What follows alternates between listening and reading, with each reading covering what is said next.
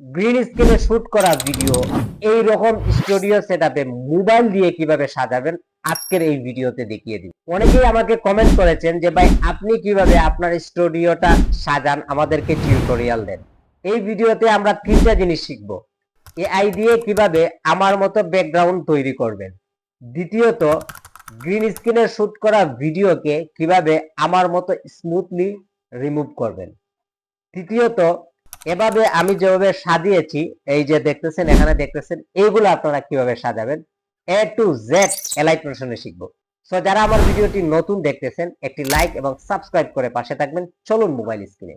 প্রথমে ব্যাকগ্রাউন্ড তৈরি করার জন্য চলে যাব আমরা চ্যাট জিপিটিতে গিয়ে এই প্রম্পটটি পেস্ট করবেন। আমি এই প্রম্পটটি প্রথম কমেন্টেই দিয়ে দিব, আপনারা সেখান থেকে নিতে পারেন। পেস্ট করার পর চ্যাট জিপিটি আপনাদেরকে একটি প্রফেশনাল ব্যাকগ্রাউন্ড তৈরি করে দিবে। ওকে, এরপর চলে যাবেন এলাইট মোশন। প্রথমে এলাইট মোশন ওপেন করে ব্যাকগ্রাউন্ডে অ্যাড করে নেবেন। এরপরে এই চিহ্নতে ক্লিক করে ডুপ্লিকেট করে নেবেন। তারপর প্লাস আইকনে ক্লিক করে ভিক্টর ড্রয়িংয়ে ক্লিক করবেন। আর আমি যেভাবে টেবিলকে মার্ক করে নিতেছি ঠিক এইভাবে আপনারাও মার্ক করে নেবেন, কারণ আমাদেরকে এখানে টেবিলকে আলাদা করতে হবে।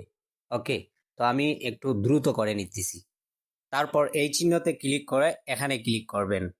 এরপরে ঠিকঠাক মতো মার্ক হচ্ছে কিনা এখানে আপনি যাচাই করতে পারবেন বা আবার এডিট করতে পারবেন। এখানে ক্লিক করবেন, এরপরে সুইপ টু মুভ এখানে ক্লিক করে করে পয়েন্টকে আপনারা একটু মুভ করাতে পারবেন, ঠিক এইভাবে আমি যেভাবে করে নিতেছি। এরপর শেপ লেয়ারের উপর ক্লিক করে ডুপ্লিকেট করে নেবেন। তারপর যে কোনো একটি শেপ লেয়ারকে হাইড করে দিবেন এখানে ক্লিক করে। তারপর শেপ লেয়ার এবং যে কোনো একটি ব্যাকগ্রাউন্ডকে মার্ক করে উপরের এই কর্নারে ক্লিক করে মাস্ক করে নেবেন, তাহলে টেবিলটি আলাদা হয়ে যাবে।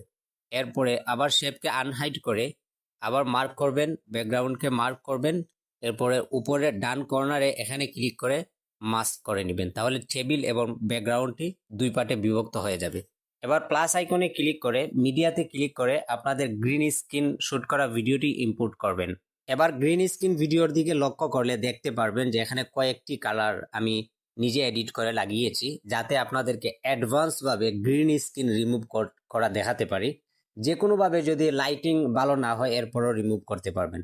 চলে যাবেন অ্যাড ইফেক্টে গিয়ে এরপরে এখানে ক্লিক করবেন। এরপরে অ্যাডভান্স কমা কি এটা অ্যাড করে নেবেন।